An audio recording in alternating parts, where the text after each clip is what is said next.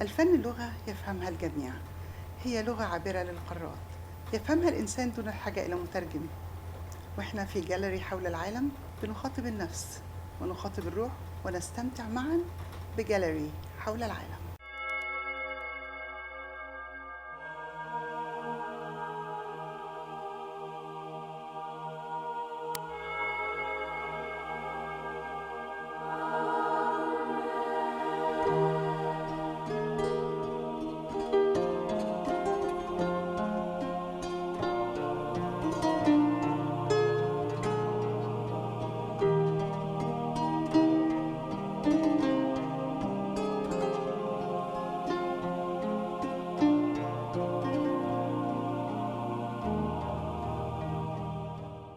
Art is a language understood by everyone. Wherever you are, whoever you are, whatever language you speak, you can understand art. Art can touch your soul, it will cross your boundaries, it goes beyond all understanding. It touches your soul and your spirit. Art is something really, really nurtures your spirit. Now in gallery around the world, we'll let you enjoy.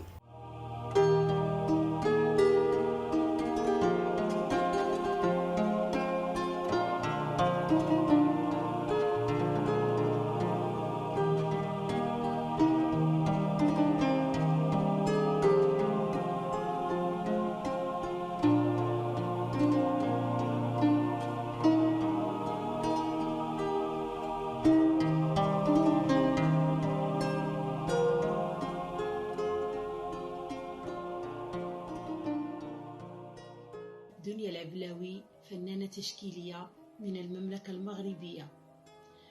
أولا وقبل البدء كنشكر كل منظمي هذا البرنامج التلفزيوني المصري العالمي.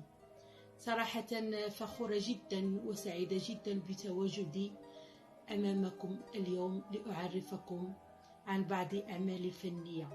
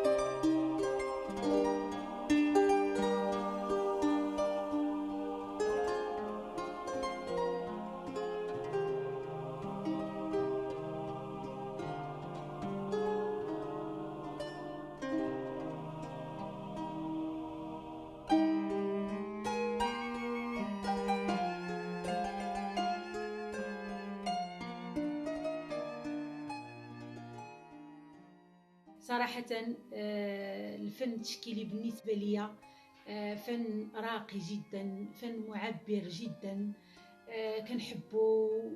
وكانت البداية ديالي معاه منذ الصغر، يعني مني حليت عيني وأنا كنلقى الألوان قدامي وكنت عاشقة للألوان لدرجة أنني لابد خاصني نشري شي حاجة نلبسها خصها تكون ملونة. المنزل ديالي خصني دائما نلقى فيه ديك الحياة داك الألوان، وخصوصا الألوان الأساسية كانت بالنسبة لي هي طاقة، كتعطيني الطاقة مليئة بالحب والحياة والتفاؤل والأمل، ويعني معبرة. كانت بالنسبة لي كنت كنشوفها كنت كنرتاح، كنلقاها وكأنها كتسلب مني الطاقة السلبية.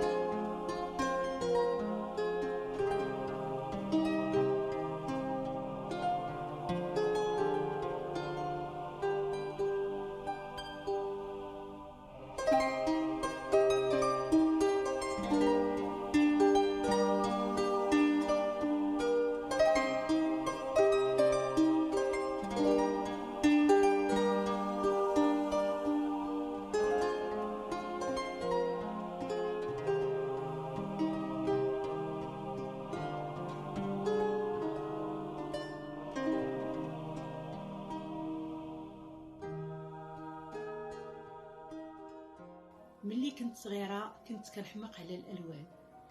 كنت دائما باش نمشي نشري الملابس ديالي خاصني نقلب على الوان اللي هي الوان مختلطه يعني مع بعضها، خصوصا الالوان الاساسيه. الالوان الاساسيه كانت بالنسبه لي الوان كتعطيني الطاقه الايجابيه.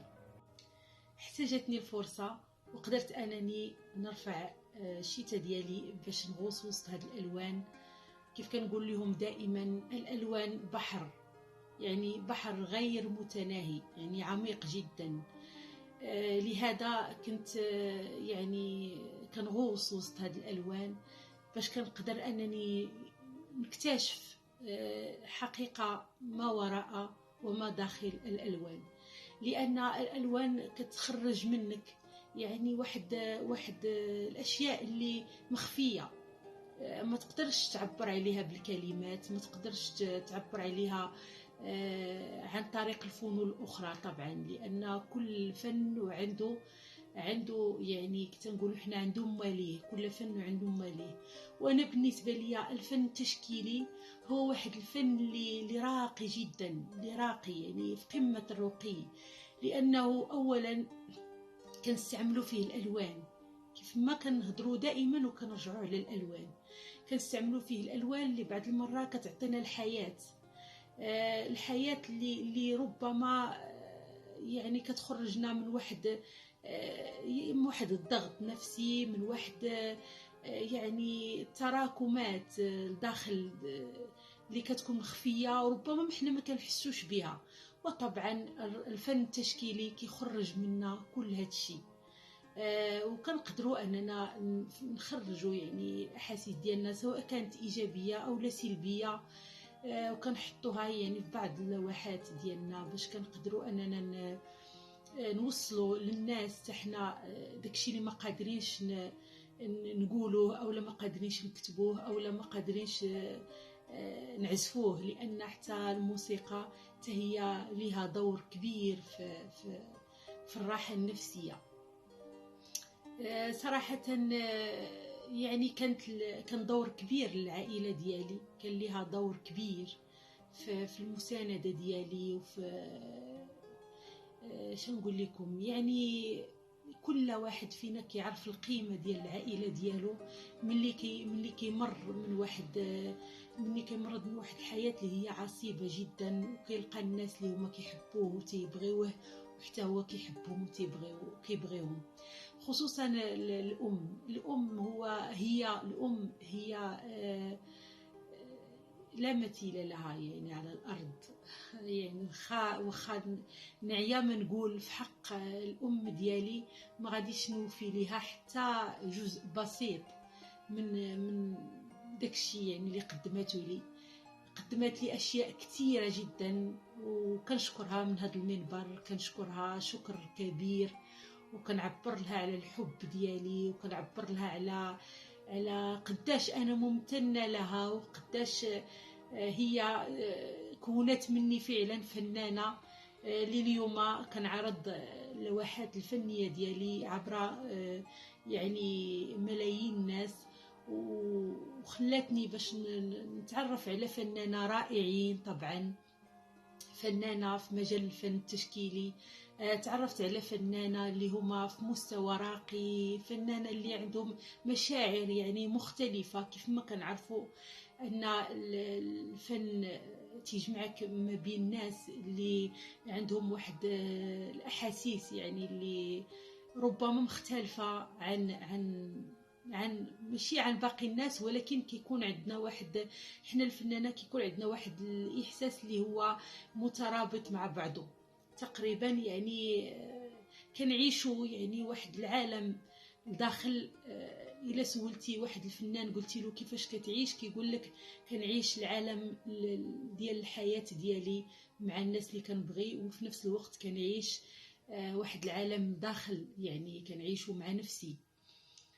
كنوجه لهم الشكر كاملين، كنوجه لاصدقائي الفنانه، كنوجه لهم الشكر ديالي الكبير، وسواء الفنانه اللي قابلتهم في الحياه ديالي او لا الفنانه اللي ما قابلتهمش. كنتمنى انني ان شاء الله نتعرف عليهم، وان شاء الله نجلس معهم، وعلاش لا نشاركوا بعضنا ونقدموا كل ما هو أفضل.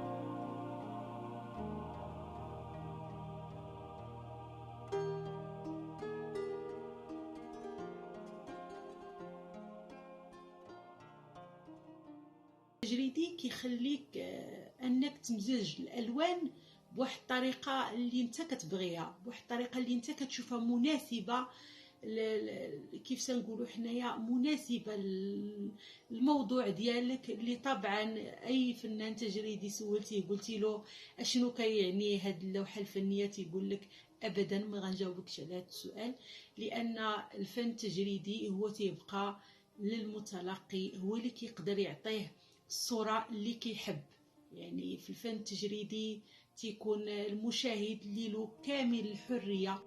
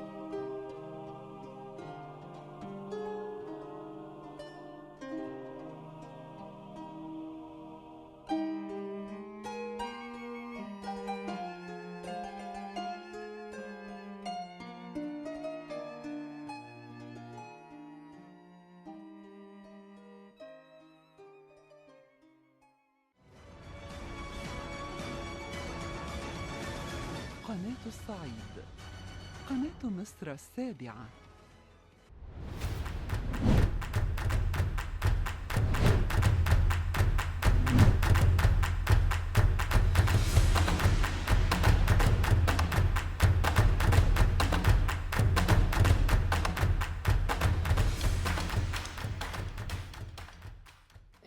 كيف ما كنعرفوا اي مدينه او اي بلاد او اي دوله عندها تاريخ ديالها اللي طبعا تيكون تاريخ اللي هو عميق وعظيم جدا. انا تربيت في واحد المدينه اللي هي مدينه صغيره ولكن تاريخها كبير وعظيم جدا، مولاي إدريس الاول. مولاي إدريس الاول بين قوسين زرهون. هذه مدينه صغيره ولكن تاريخها كبير، كبير كبير بمعنى الكلمة. بالنسبة لي كنشوفها أهم مدينة في المملكة المغربية، وإلا رجعتوا للتاريخ غادي تشوفوا قداش هذيك المدينة عندها تاريخ عظيم. تربيت ما بين دروبها، ما بين أحيائها، ما بين ناسها، صراحة مختلفة عن باقي المدن في كل شيء، في كل شيء، يعني في كل شيء. هادشي علاش هي راه لعبت دور كبير في يعني في الفن ديالي، يعني في الفن ديالي صراحه. رغم انني تنرسم الفن التجريدي وما كنجسدهاش هي بالخصوص في الفن ديالي، ولكن احاسيسها كاينين، احاسيسها كاينين طبعا، لانني كبرت ما بين دروبها، الناس ديالها، الحياه البسيطه، الحياه المختصره اللي كنا كنعيشوها في هذيك المدينه. وهذا غادي يخليني نهضر على مصر العظيمه. التاريخ ديالها يعني كل واحد كيعرفه لحد الان، يعني العلم مازال كيبحث في التاريخ ديال مصر العظيم. تبارك الله، يعني عندها واحد يعني واحد تاريخ مختلف على باقي على باقي يعني البلدان. ملي كنشوفوا الاهرامات ديال مصر راه شي حاجه اللي هي كيف قلت لكم مازال العلم لحد الان كيبحث وكيقلب كيفاش عاشت الانسانيه. يعني يعني داكشي يعني عميق جدا، يعني باش تدخل فيه خاصك يعني بزاف. هادشي علاش صراحه ملي كنت كنبغي نرسم بعض المرات كنت كنمشي وكندخل وسط هاد الاشكال الهندسيه اللي كنشوفها انا مهمه صراحه، اشكال اللي هي مهمه وكنقدروا ناخذوا منها، علاش لا ناخذوا منها كل الفنون. وسبحان الله يعني مني كنبقى نشوف وكنتعمق في كاع دوك الاثارات ديالها، بحال اللي كيعطيوك واحد الطاقه من نوع خاص، واحد الاحساس من نوع خاص. صراحه خديت منه هاد التاريخ، خديت منه واحد الاحاسيس اللي كنعتبرها انا احاسيس اللي خلاتني يعني نعبر اكثر على الحريه ديالي. كيف ما كنعرفوا اي تاريخ كان عنده السلبي والايجابي ديالو، وانا كنشوف في الحضاره المصريه عندها واحد الجانب ايجابي بزاف. يعني الا مشيتي تتعمق فيه غتلقاه هو كانه طاقه كتنعم بواحد الطاقه اللي هي ايجابيه. وهذا الشيء هذا يعني خلاني من عشاق مصر، وكنتمنى انني نزورها في القريب العاجل.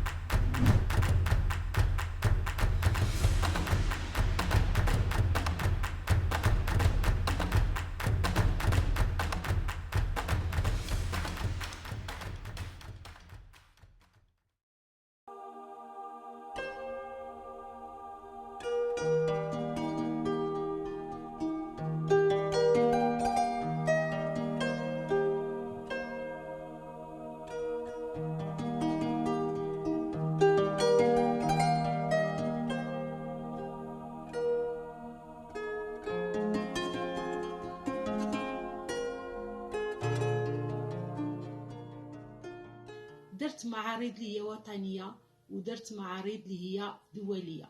من بين هاد المعارض مصر، كنت جد سعيده بالمشاركه ديالي في معرض مصر. ومعرض تركيا طبعا سعيده جدا جدا باش نكون في دوله ديال تركيا نحط الفن ديالي. ومنساش كوريا الجنوبيه. حتى كوريا الجنوبيه صراحه فخورة جدا جدا بالمشاركة ديالي معهم، وماليزيا وفرنسا. وتنتمنى أنني نزيد نشارك أكثر، لأن صراحة هاد المعارض في هذاك التنوع الفني اللي كتخليك تزيدي تعطي أكثر وتزيدي تعرفي على فنانة أكثر من أنحاء العالم.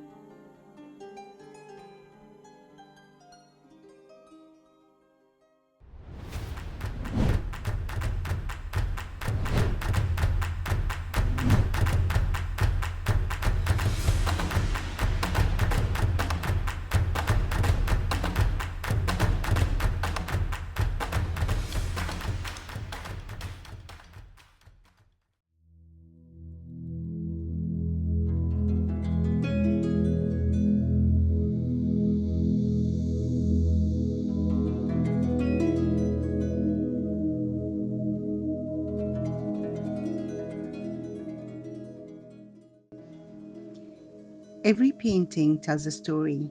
Every sculpture is an inspiration.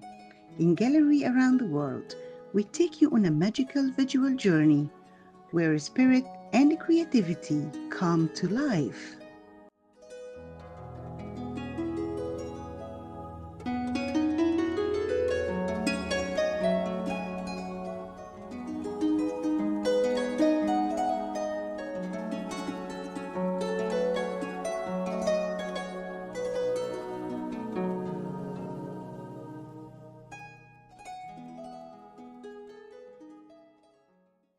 كنشكر المشاهدين وكنشكر برنامج قارولي حول العالم، وأيضا كنشكر المخرج إسماعيل بكر على استضافتي في هذا البرنامج. صراحة هو برنامج بالنسبة لي برنامج جميل جدا اللي كيخلي الفنان التشكيلي يعرف على راسو أكثر ويعرف على الفن ديالو أكثر. هادشي صراحة محتاجين له في الإذاعات ديالنا، يعني الإذاعات التلفزيونية العربية ديالنا محتاجين يكونوا عندنا بحال هاد البرامج، محتاجين نكونوا كنوصلوا الفن ديالنا عن طريق التلفاز. ورغم أنه كاينين برامج اللي كتوصل الفن التشكيلي، ولكن ما كرهناش يكونوا عدة برامج يعني اللي تكون كثيرة وتكون يعني دائما يعني حاضرة في التلفازة ديالنا.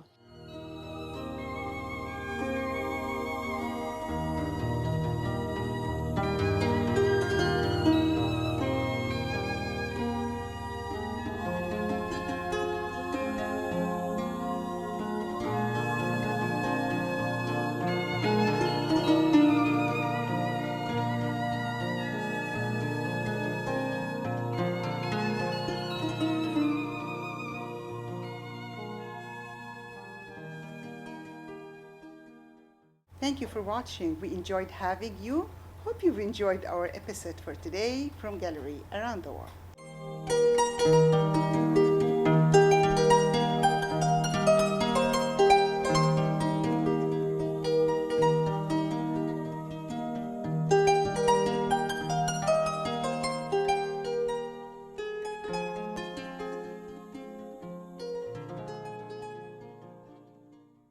استمتعنا بوجودكم معنا النهارده في جاليري حول العالم. يا رب تكون حلقتنا امتعتكم.